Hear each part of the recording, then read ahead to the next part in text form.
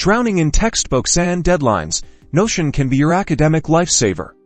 Let's transform chaos into clarity in just 90 seconds. First, create a dedicated academic hub in Notion. Think of it as your digital command center for everything school-related. Within the hub, make a course schedule page. Use a calendar view to input all your classes, labs, and office hours. Color code them for quick visual identification.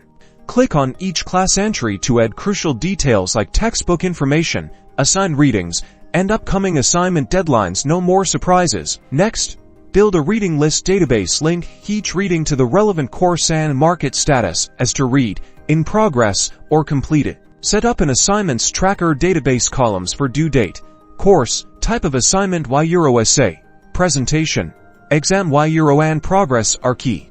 Utilize progress bars to visualize how far along you are with each assignment. For note-taking, create separate pages for each lecture or chapter. Use Notion's versatile formatting options to incorporate text, images, and embedded web links for a richer study experience.